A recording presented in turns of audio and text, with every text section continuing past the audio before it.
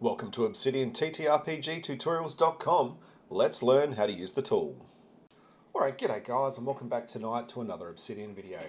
Tonight we're just going to be talking, alright, just going to be throwing some thoughts around instead of trying to teach you anything technical or mechanical or within the tool. I thought I'd just share some thoughts about some things that I've learned along my journey as being a Dungeon Master. One of those things that I wanted to have a bit of a chat about is the difference between world building and being a Dungeon Master, specifically how it relates to notes. Obviously, I make a lot of notes, and over the years I've made an excessive amount of notes, would be the way I'd probably think about it. If I look back though, I guess one of the things that I've sort of come across in my journey as a Dungeon Master is that I've met lots of different people who take notes in different ways. And there's two very specific communities of note takers that I've met in my time here, and that is world builders versus dungeon masters. Now, when I was growing up as a little dungeon master, I didn't know the difference between world building and DMing. And I thought I needed notes on everything. Now, I mean absolutely everything. And if we jump into my vault and we have a look at the map of Faerun, this is something that I have been tinkering with pretty much since my first month as a Dungeon Master. Alright, and when I first started DMing, I was playing in this Sword Coast, right? It's the first world that I started playing with. And I loved this idea of having all the information at my fingertips. And I mean all of it. Like I was adding in notes for every part of the world that I could possibly find. Scraping through books of all sorts, piecing it together. And I felt that I needed that, alright, because I wanted to be in a situation that if my players went right instead of going left, that I could bring up a note and I would know exactly what was there and who was there and what they sell, and I had every piece of information that I needed to understand that place where they were going. Fast forward 12 to 15 years, I can't remember, it's been a while. I have probably used 3% of this. That's not even a stretch, like it's probably not even 3%, if I'm completely honest. And when I do use it, it's not even in the format that I have it, right? I've actually played it in modules in other areas. So I guess my learning as a Dungeon Master, maturing in my way, is that I don't need all of this. Now, I do like to have it, all right? And the reason I like to have it is that part of my prep process is to create notes so that I can learn about the place that I'm going to take the party through. It's not necessarily to create notes that I'm going to use at the table, if I'm completely honest. Alright, so if we have a look here, where do we play? Getting close, Haluthar. We had a big party in Haluthar, and I made a note that had all sorts of information in here. Fascinating information that's very, very detailed.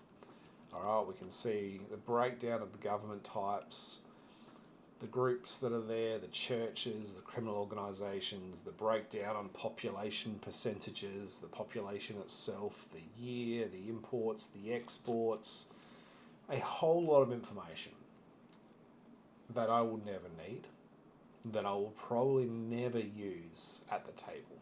Okay, as you can see, like someone will find this familiar, it's coming from the wiki, so I haven't written all this myself, but the reason why I wanted to make this video and have this conversation with you guys is because there are dungeon masters who are sitting down and making their own worlds, and they see the gateway to being a dungeon master as having to do that, to having to sit down and make these highly detailed notes before they can start rolling dice.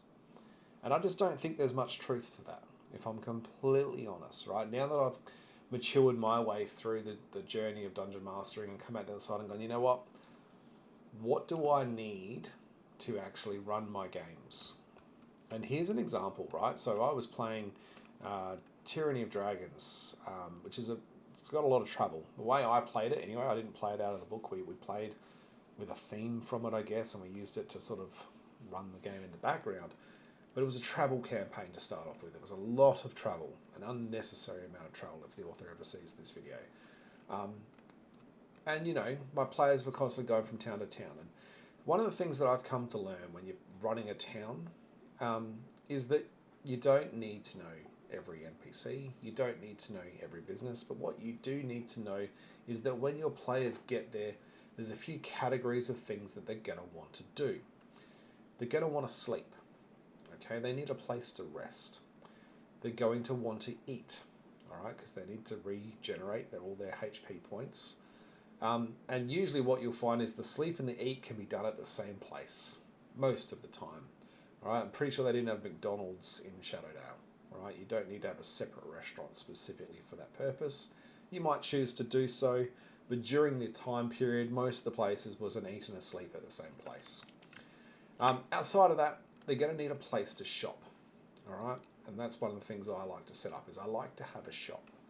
Now, shopping for me, I can't stand shopping. There's nothing worse for me than a table that says, we're going into Neverwinter and we want to go to this shop. Tell us what's for sale. And then we want to go to that shop and tell us what's for sale. And now we need to look for this specific item. Can you tell us which shop has this specific item? Shopping can be dangerous. It can actually be quite detrimental to the balance of your game. Because if you just chaotically say, oh yeah, that item's for sale. You know, you want it, yep, you can find it in this big massive city. This is how much it's going to cost you. And then you look back 3 sessions later and you're like, damn, I should not have given them that magic item because now like they've broken the game, right? They're just doing this craziness that you never expected them to do. So that's one thing. It's nice to have a bit of control over what magic items are provided to the party, and so you can put a bit of pre-thought into how they might be used or abused, right, at the table. So that's one thing. It's probably worth noting, like your players will always come up with a way to break whatever you give them, right? Let's be honest, there's no stopping that. It's just the way it plays. But some magic items can do more damage to your campaign than others, and it might come down to different sort of travel methods or communication methods that just enable things that just break the flow of the campaign story that you were telling. So a little bit of control is nice. So I like to have the items that are for sale in my shops. All right, keeping in mind that shops back in this era would have had limited supplies on things, so I feel that's perfectly okay to do that. And it's a lot less stressful for me than at the table because I can then share a note to my players and say, hey, look, this is what's for sale at this shop. All right. Is there anything else? Probably not. Sorry, it's a small town. All right. Buy what you need. Let's move on. But anyway, a place to eat, a place to sleep, a place to shop. All right. They're the sort of big high-level things that I like to have for a town. And then obviously an encounter. And this is actually a real example here. Like my players were heading into Shadowdale. We were literally playing in there. And I was like, oh, what's going to happen? And just throwing some ideas out. So, you know, a lot of this for me was literally ideas on a paper. All right. And what I've done is I've pinned these to other notes just so I can quickly get some information if I need it. You know, you can see I do like to bring those notes in, but I don't necessarily use them all. And you can see here I've made placeholders for NPCs. But this is a prime example of me not using my detailed templates that, you know, everyone probably thinks that I use. Like, no, I literally made a note so that the name could be linked, and then I left it. And this is a prime example of I don't need this level of detail to run this NPC. All right. To run an NPC at the table, I like to have a picture just to help me describe them, because I like to right click and I show my pictures to my players. I like to be able to show them. I like to have a name. I like to have an idea of what they're capable of doing, right? So if they're an innkeeper, or if they're a blacksmith, or maybe they're just a father or a mother, right? Whatever. Just a little bit of an idea of who they are, right? Just so you can, you know, run them at the table. I don't usually go into the detail of keeping track of like how they sound. I'm terrible at voices. I wouldn't know how to write what a voice sounds like anyway. So I just put the bare minimum information in there, right? And that way, it's not about creating a note that I use to tell the players who that person is. It's about creating a note that I can use to tell how I told the players what that NPC was 6 months from now, okay? I'm not necessarily using my notes in real time, apart from as like a very quick visual cue. Oh yeah, that's that NPC. This is what they look like. Off we go, all right? But if I come back 6 months later, what was the name of that person? Can I remember their name? You know, probably not. But if I've got a note, well, I can link to it, right? Now, in this case here, I never used any of this. Okay, we never got to there. And that's the point of being a dungeon master versus a world builder, right? Your players will always go off track. Okay, so you don't need to make 100 notes for a town, knowing that your players aren't going to be there that long, right? If you're playing a city campaign, you know, it might be a little bit different. You might flesh out a few more buildings, but ultimately, you know, I have 4 to 5 different places in a town, and I think you're largely good. All right. Maybe they're visiting a guild, and you want to document the guild, right? Put a bit of effort into that specifically because you know that's going to be involved. But outside of that, I would say largely like make the notes that you need for your game. All right. And you'll see there's a few probably big dungeon masters out there that say, you know, don't prep 6 months in advance, right? Because that's just a complete waste of time. Your players will go off track.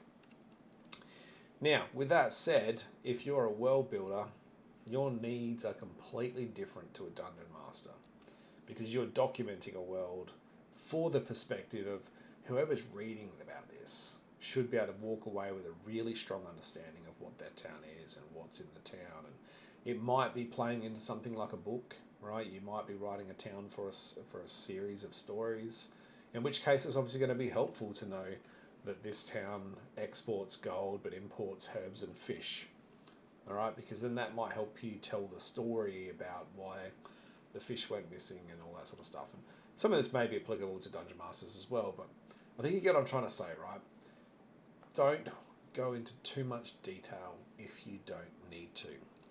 The scary thing about these tools is that they enable us to do a level of depth that is insane, okay? We can make notes for everything. And I don't know about you guys, but I'm the guy that's got notes somewhere for like hardwood versus softwood. Oh, I wish that wasn't true, right? Like silver spoon versus wooden spoon. I've done it, guys. I've created notes for everything just because I needed to have that link, right? But you'll never use those notes. And if you're never going to use those notes, why make them in the first time, all right, in the first place? Because you're just delaying the time that you need to actually go through and work on your vault, all right, and work on your campaign. And that's the thing, right? Work on your campaign. Work on your players. What do they need? If you're making notes for yourself and you're just going to go to them and say, hey, this is the information you need because this is relevant to your game, think about it from their perspective. What do they need to know? What's going to make their life better? All right, what's the level of detail that they need to take away from that experience? And then send them on their way, right? Keep that game rolling because for most of us, I think that's enough. But anyway, pretty much just it, right? I'm just throwing out some ideas, some thoughts. I thought, you know, it'd be worth doing a bit of a video on this because we've been having a few conversations in the Discord lately, just talking about people who are like, oh, I'm stuck in a rabbit hole. I'm playing in 2 days and I'm super stressed. I'm still making notes for this town. I don't think I'm going to be ready in time. And, you know, I started to see myself in some of these people because I've been down this rabbit hole. Like, I've taken my laptop camping and sat there and done data entry for 10 hours straight while camping just to make sure that I had every note perfected and ready to rock and roll. And then at the end of the day, didn't use any of it. Okay. And as I said, if we go back to my map where I did enter all of the data, I can tell you absolutely, positively, I've used probably no more than 3 to 4% of this. All right. It looks amazing. It's cool. But at the end of the day, for me, this is actually a tool that I use to educate myself about the Forgotten Realms, not necessarily to play the game. All right. So have a think about that. Sit back, go, what are my needs? What are my players' needs? And how do I get faster? All right. And my specifically advice would be keep it KISS. Right. Keep it simple, stupid. All right. It's a famous business acronym, the old KISS method. The simpler you keep it, the easier it is for you to just pick up at the table. And at the end of the day, if you can like spot 5 keywords at the top of a note and that triggers your brain and you go, "Hey, yep, we're good now." And you can stand up and deliver some sort of content to your party that's something you're confident about, you're having fun with, you're using the knowledge. Like that's what it's about. All right. The last thing your party want to do is sit down at the table and listen to you read. All right, that's no fun. So I also strongly believe that your party do not come to the table to be given a laptop or device to sit there and read themselves. All right, and you'll hear me say, my notes are for me. All right, and it's for me to deliver my story to the players in a more efficient way. All right, and I constantly see people also chasing this idea that they need to have player-facing notes for their party. Specifically, they want to go into notes where secrets are revealed and things are hidden, and they're just like diving deep down these complexity rabbit holes, going, I could do this and I could do that. But at the end of the day, here's a secret for you guys. DM notes are very rarely suitable to be read by the players. And so therefore, if you're going to go down this pathway of saying my players can read my notes from a wiki, all right, then you probably have to make 2 notes, because you have to make a version that is player visible suitable. All right. Very rare that you'll find a note that's actually at that point suitable for them to know everything, because otherwise they just get all the secrets of the game anyway. So you're doubling your effort, you're doubling your prep for very little benefit. I honestly think that the only time that I would probably have a wiki to support my game might be if I was playing a play-by-post world in a world that my party were not familiar with. And then I would have to put some effort into making sure that at least the high-level understandings of what a town might be and who might live there and the stories that have come out of it at least may be available to them so they could learn about my world. But playing in something like the Forgotten Realms, it's so well known, my party know more about the damn place than I do, that I find that that's not an issue anyway. So yeah, keep it KISS, keep it simple, stupid, right? That way you take benefit and then your players take benefit from that. And just remember that they're coming to the table to listen to you, the Dungeon Master, all right? They're not coming to the table to read or be read to. Anyway, that's just me rambling. I thought I'd just do a bit of a ramble. We've been having lots of conversations in the Discord. Thought, why not? Let's bring it all and put it into a video for you guys. Not sure if this is something that you guys are interested in. So please do let me know if you want to see or hear more rambling thoughts like this. Outside of that, if you would like to get more understanding of what Obsidian can do, ObsidianTTRPGtutorials.com is where I house all of my content. But specifically, come here to community and support, guys. Come down to the Obsidian TTRPG community Discord and join in the conversation, all right? Because this community is growing so rapidly. The things we're talking about have got nothing to do with TTRPGs on any given day anymore, right? It's just it's maturing into something else. It's absolutely fantastic though, but it's growing. So come and join us.